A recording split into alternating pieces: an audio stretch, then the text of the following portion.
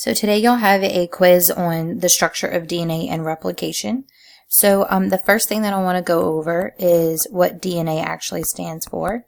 So the D in DNA stands for deoxyribose.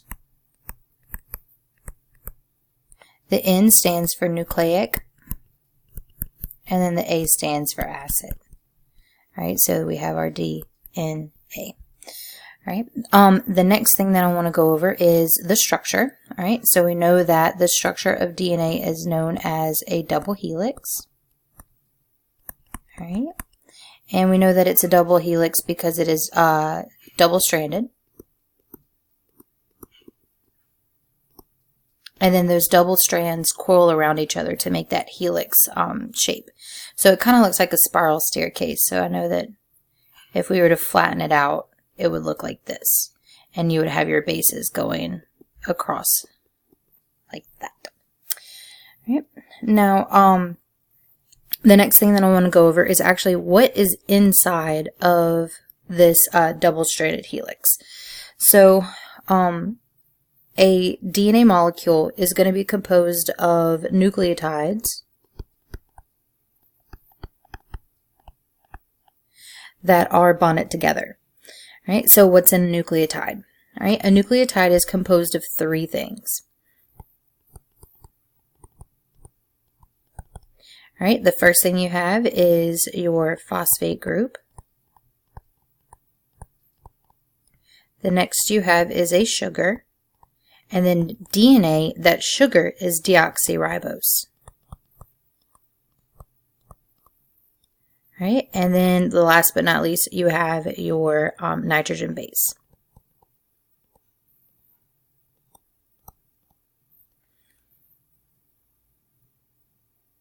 All right.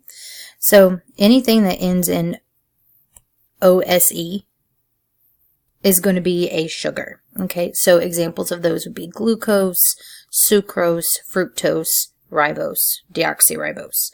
Everything that ends in that OSE is going to be a sugar. All right, so the structure of a nucleotide is you have this circle, which is the phosphate group, and then it's going to be attached to a 5-carbon sugar, right? And we represent that with a pentagon because it has 5 points on it. And then that pentagon is going to be attached to a nitrogen base. All right. Now, there are 4 bases in DNA, and they are adenine, or A. Right. Then you have guanine, which is a G. You have cytosine, which is a C. And then you have thymine, which is a T. All right. So whenever you have these nucleotides bonded together, you're actually bonding a nitrogen base to another nitrogen base on the other strand. And so what that looks like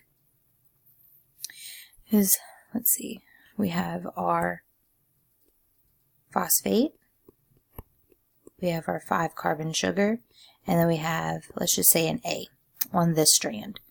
All right, and then that is going to be bonded to a T, and that T is going to be attached to the 5-carbon sugar on the other strand, and then you have your phosphate group. All right, now, if I were to continue to draw this out,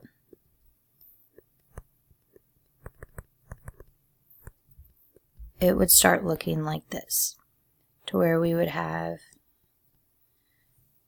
our phosphate groups, and then we would have our 5-carbon sugars, and they would be attached to our bases. Now, another thing that I do want to point out is that these bonds are going to be known as hydrogen bonds.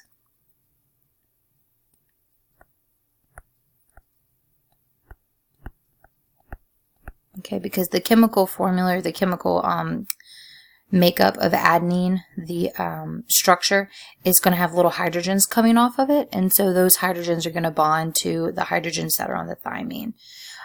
But we don't have to go into all of that. You just need to know that hydrogen bonds are going to bond together these nitrogen bases on the nucleotide. All right, so remember, this structure is basically the double-stranded helix ironed out, and so it's going to end up looking like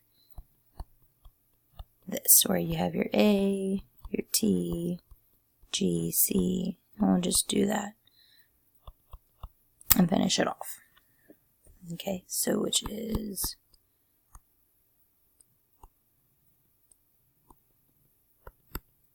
just like that.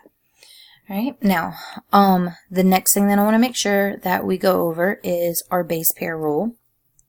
Okay, and in DNA, all right, we know that we have the bases A, T, G, and C. All right, so the A is always going to bind to the T will bind to an A, the G binds to a C, the C binds to G. All right, and we know that in order to replicate, it means to copy. Okay, so you're basically making a copy of DNA. And the reason why we would need this is because when cells reproduce, they are going to need to make a copy of that DNA, so the new cells are going to have the DNA, or the original copy of the DNA from the original one. So when cells reproduce, they need a copy of the DNA from the original cell. All right, so the next thing that I want to make sure that we go over is some practice, or some practice for some replication. All right, so whenever we do replication, all right, they're just going to give you a DNA strand.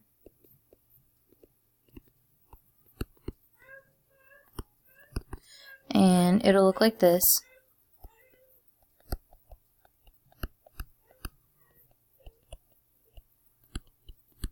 All right, and so that's just an example. We have A, T, C, G, C, A, T, A, G. All right, and then whenever they ask you to find the complementary,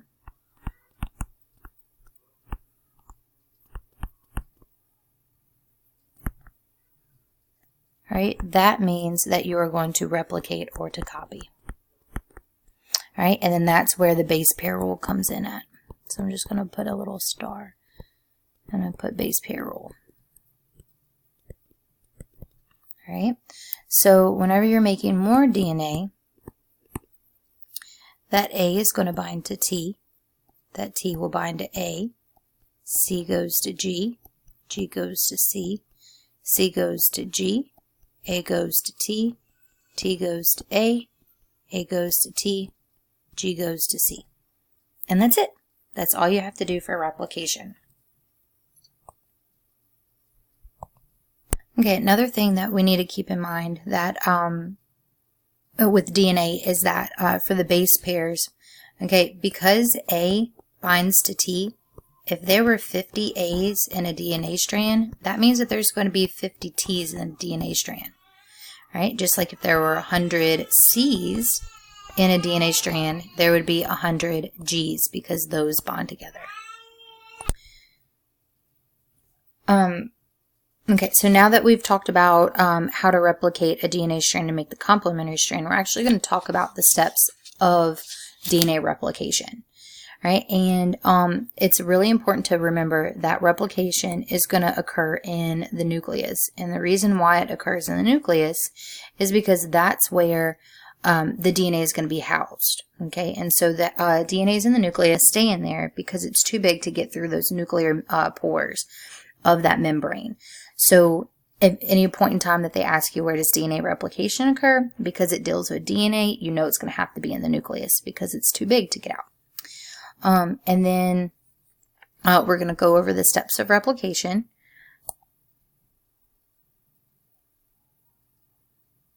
Okay, So the first thing that we need to have, I'm just going to draw a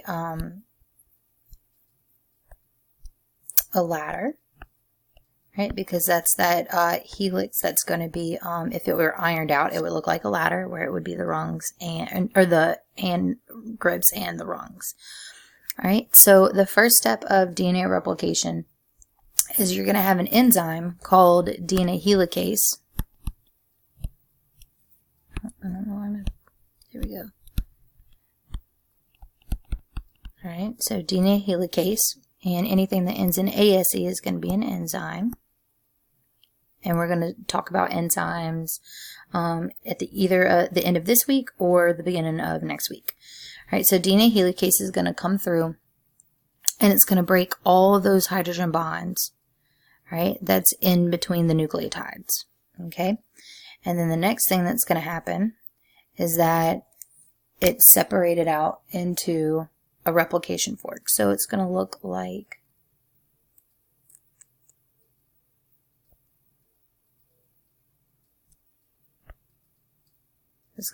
that. And as the helicase moves down, then it's going to continue unzipping at this point in time. All right, so then you have your bases right here. So we have an A, T, G, C, and we'll just do another T and an A right there. All right, so now that you have your DNA strands that are separated, what's going to happen is that another enzyme is going to come through, and that one is known as DNA polymerase. And it's going to come through and it's going to add those complementary bases to each strand. So that A is going to bind to T, that G binds to C, that T binds to A. This T is going to bind to an A. This C is going to bind to a G, and this A is going to bind to a T. Right? And then as it continues on, what you're going to end up getting is you're going to get a DNA, or you're going to get two DNA strands. And remember that in between these bonds or in between these nucleotides right here is going to be those hydrogen bonds. Okay, so at the end of replication, you're going to have two strands of DNA, and half of the strand is going to be made up of the original, which is the blue, and then the other half is going to be made up of the green, which is the where the DNA polymerase came and added those bases. Right? And then we refer to that as semi-conservative because half of it's the original, half of it's the same. So at the end, half of it is the original, half of it's the new. So at the end, you have two separate DNA strands. Oops, I don't know why it's right. And because you have two separate DNA strands, at the end, that means that you replicated the original. So now you have two strands. And remember, they are semi-conservative.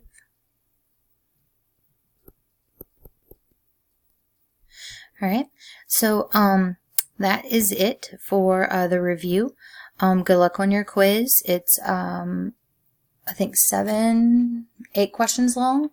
Do your best, and I will be grading them shortly.